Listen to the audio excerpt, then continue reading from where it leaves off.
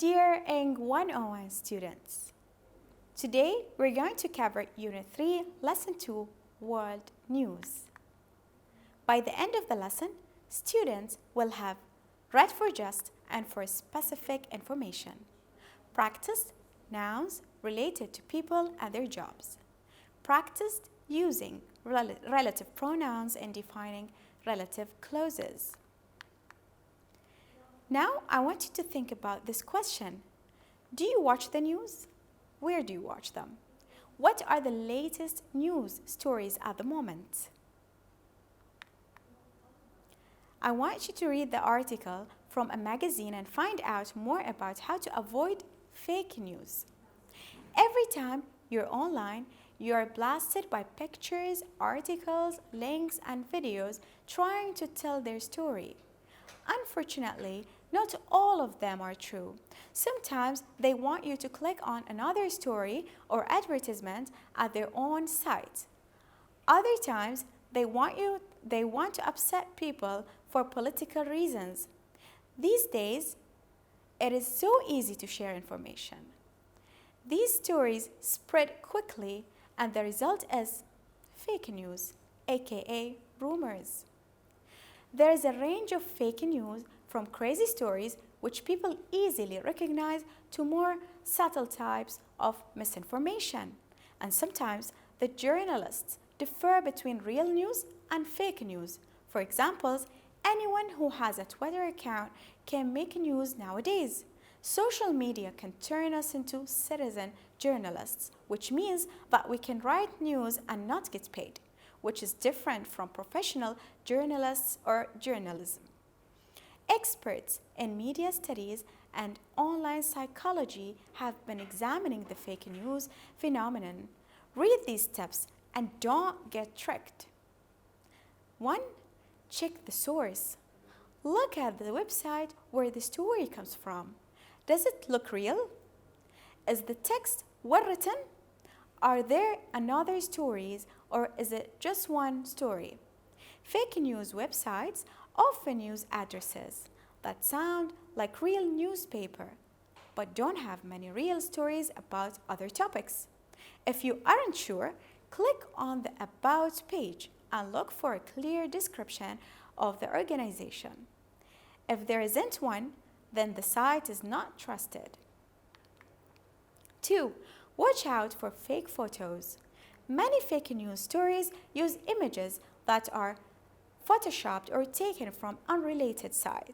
Sometimes, if you just look closely at the image, you can see if it has been changed. Or use a tool like Google Reverse Image Search. It will show you if the same image has been used in other contexts. 3. Check if the story is in other places. Look to see if the story you are reading is on another news sites that you know and trust. If you do find it on many other sites, then it probably isn't fake, although there are some exceptions, as many big news companies try to check their sources before they publish a story. 4. Look for other signs. There are other techniques that fake news uses.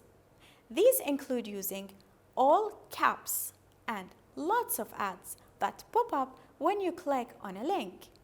Also, think about how the story makes you feel. If the news story makes you angry, it's probably designed to make you angry. If you know these things about online news and can apply them in your everyday life, then you have the control over what to read, what to believe, and most importantly, what to share. If you find a news story that you know is fake, the most important advice is don't share it. After reading, choose the best title for the text. Experts share dangers of fake news, or experts share top tips for resisting fake news, or how to create fake news, a guide, or tips on how to read the news online. You have 1 minute to think about the correct answer.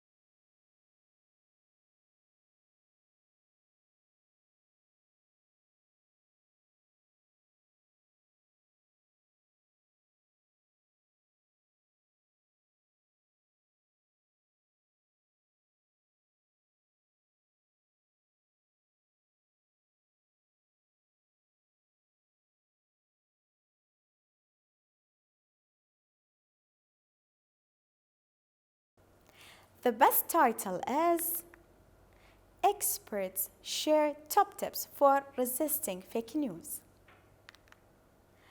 Read again and answer the questions. What are the reasons for an online fake news story?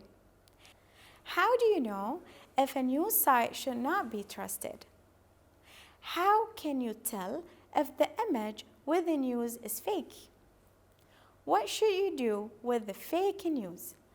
I'll give you 3 minutes to solve this activity.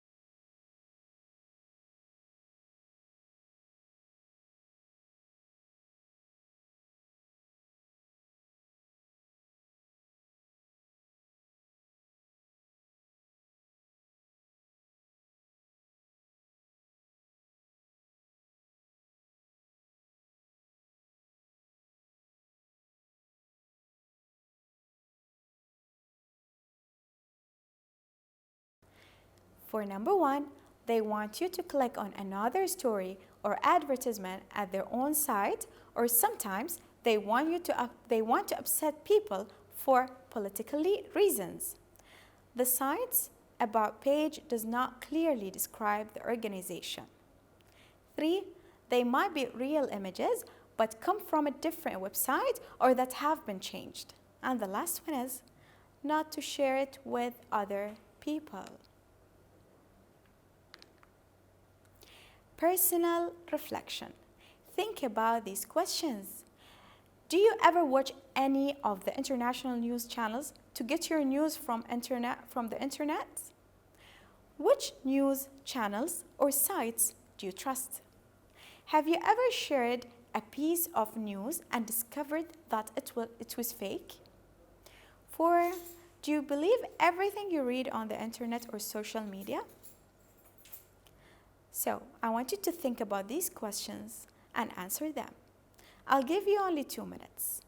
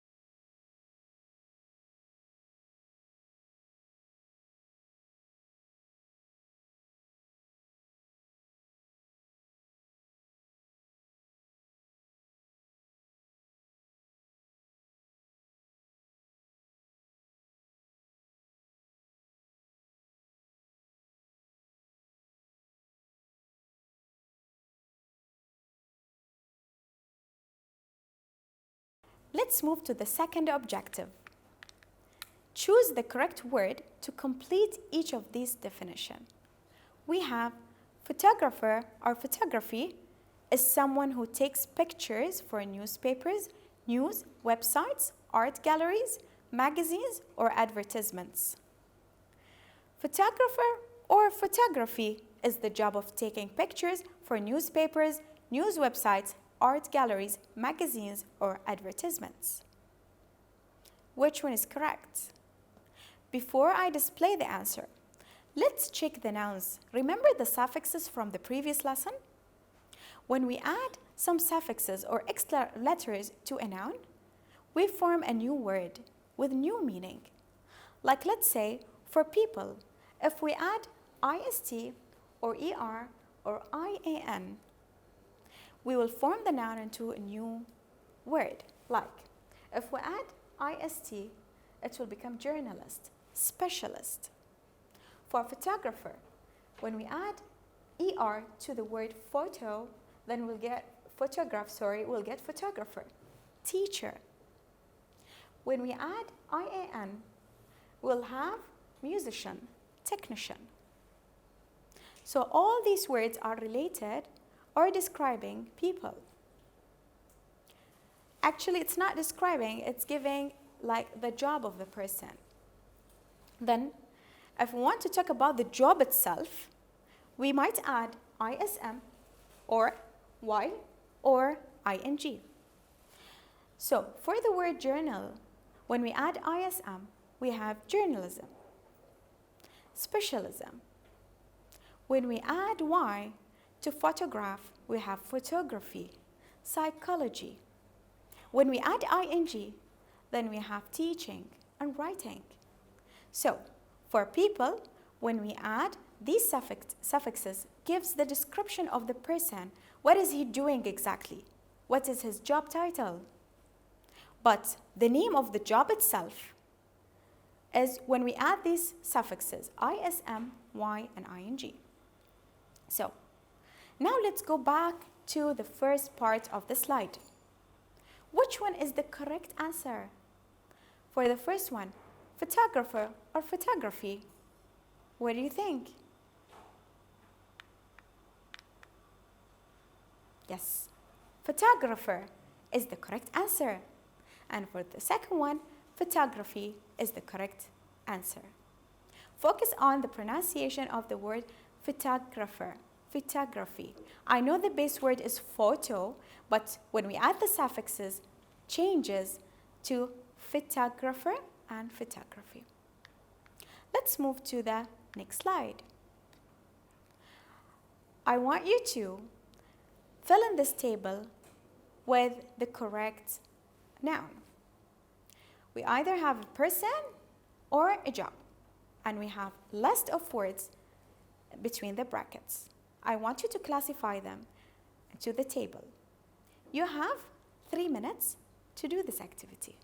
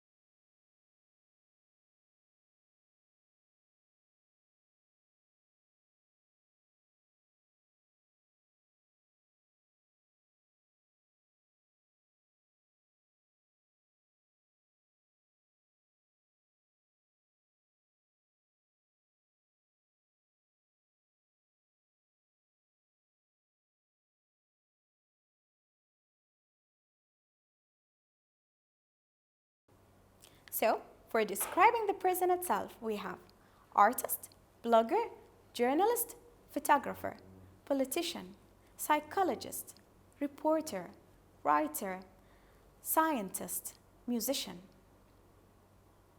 For the name of the job itself, we have art, blogging, journalism, photography, teaching, politics, psychology, reporting, science, architecture.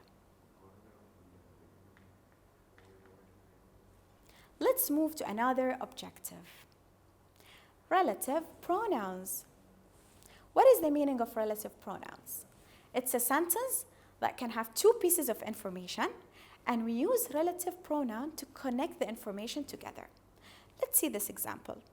The novelist is an experienced writer who provides us with amazing novels. If I want to cut the sentence into two pieces, okay, what does it tell us? We can find that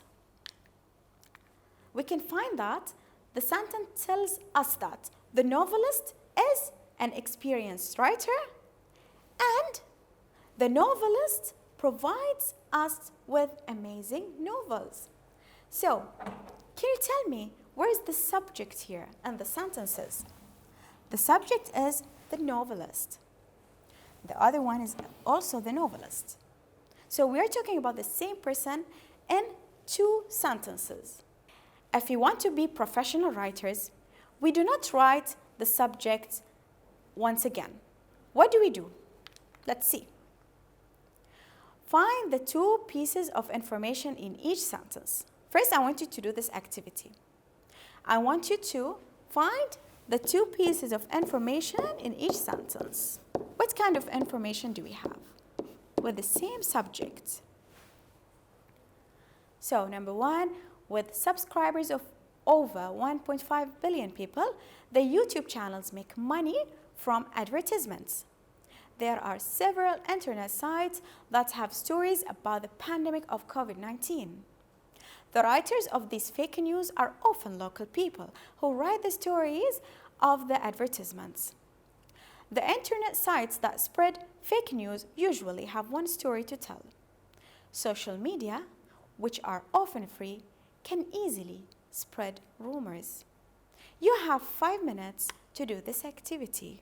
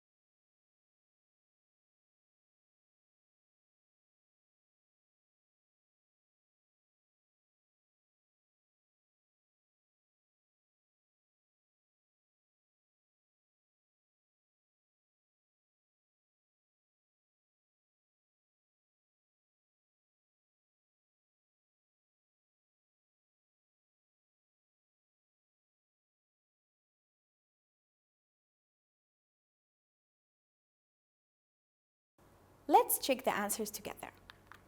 For the first one, we have YouTube channels, subscribers of over 1.5 billion people.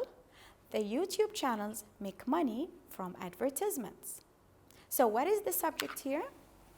Of course, it is the YouTube channel, which is repeated twice. Number 2, there are several internet sites. Those sites have stories about the pandemic of COVID-19. So, what is the subject? We have internet, or the sites. Let's move to the third point. The writers are often local people. They write the stories for the advertisements. So, what is the subject? It's the writers here and they. For 4, the internet sites spread fake news. They usually have one story to tell. The subject here is the internet sites and then they. Number 5, social media are often free. They can easily spread rumors.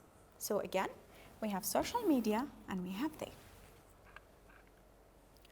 So the correct sentence is the first one in black. What happened is we spread the sentence into 2 pieces of information. Then we combined them with a pronoun. Where we can find the pronoun here? Let's see, let's mark it with another color so it will be clear for you. Here, we combine these 2 sentences with which. Here, we combine the sentences with that. Here, we combine the sentences with who. Here, we combine the 2 pieces of information with that. And the first one comes with at the beginning of the sentence. Well, I want you to note that we said 2 pieces of information. We didn't say 2 informations. Why? Because it's uncountable. So, let's move to the rule of the pronouns. The rule is we use which and that to refer to things or ideas. I think it's better to capture this slide with your phones. Use that when the information given defines or is essential to the subject. It's very important for the subject. Like, for example, we have here, it's the movie that stars George Clooney. Who is the person? Who's the subject? It's George Clooney. The phrase, it is the movie, is very important for George Clooney to understand the sentence. We cannot delete or omit the previous sentence. That's why it's essential to the subject, and we use that, use which, to add extra information when the sentence would make sense without it. Means, if I'm going to omit this part that has which, delete it from the sentence, then we have the movie stars George Clooney. It's still correct. So which gives extra information. Use who and that to refer to people. When I use who and that, we refer to people. Who's that? He's the actor. Who or that stars in ER. We can use both. Use where. This one is the easiest one. We always use where for what? Places. So, use where to places. Let's proceed to the next slide for more rules. Use relative pronouns to link pieces, again, pieces of information about a person or things. Christopher Columbus was an Italian explorer. He discovered the Americas. So look at here, we have 2 sentences. We want to combine them with a relative pronoun. So what do? We're going to add who. Why who? Because we're talking about a person, which is Christopher Columbus. So let's read it together. Christopher Columbus was an Italian explorer who discovered the America. Number 2, the information after the relative pronoun often defines the subject. If I'm going to add the information after the relative pronoun, what is the relative pronoun here? Google Maps is a program that provides location of places. Means this one is the meaning of this one. What is the Google Map? It provides location of places. It defines it. A reporter is the subject, is the person who's doing, is a person who reports the news on TV. Means reports the news on TV is the meaning or definition of the reporter. This is rule number 2. Rule number 3, do not repeat the subject after a relative pronoun. The relative pronoun is the subject. Means if I'm going to write Mark Zuckerberg is the man who started Facebook, I added who, the relative pronoun. Then we do not write the subject. We do not write Mark again, or we don't write he again, okay? We omit it. It has to be crossed out. Is it clear now? Don't forget the 3 rules. When we add the relative pronoun, we cross out the subject. Sometimes it defines what is before the relative pronoun. Now let's practice this activity together in order to make sure that we understood the rule. So doctors are very important people. Doctors save the lives of sick and injured people. 2, UNESCO is an international organization. UNESCO spreads peace through education, science, and culture. 3, I visited the Louvre. The Mona Lisa painting has been in the Louvre since 1797. So my hint for you is, look at the duplicated word, cross one out, and add a relative pronoun. You have 4 minutes to do this activity.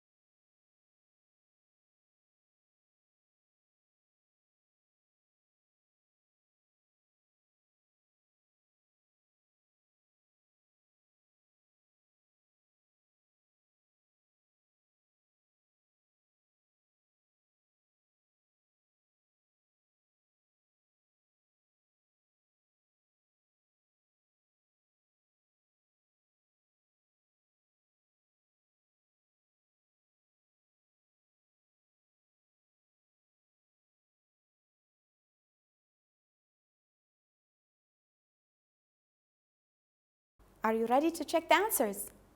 Let's go through them. 1. Doctors are very important people who save the lives of sick and injured people. 2. The UNESCO is an international organization that spreads peace through education, science, and culture. 3. I visited the Louvre, where the Mona Lisa painting has been in there since 1797. So now I want to highlight or underline the relative pronouns with you that you use. Who, because we're talking about people. Then we have that. It's kind of definition. The last one, where? Because we're talking about the place of Mona Lisa painting. Now, let's practice another activity. We have 3 sentences and we have definitions. So we have 1, 2, 3, then ABC. I want you to match the numbers with the letters. So, a news reporter is someone. It is a company. 3, international is an adjective. For the second set, A means universal or global. B, filters news, the real from the fake one. C, reports news, either written or in video, audio segment. You have 2 minutes only to do this activity.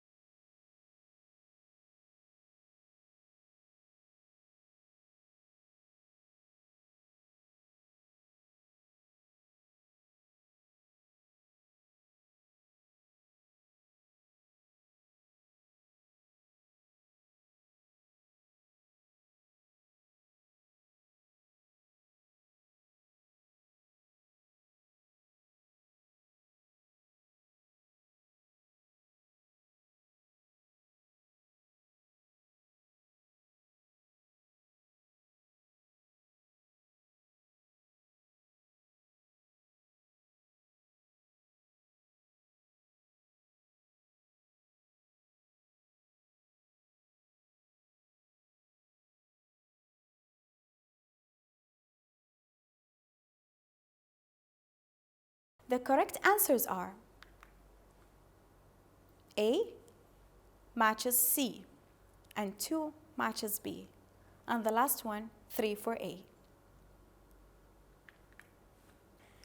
And here we reached the end of our lesson. Thank you for listening and see you soon.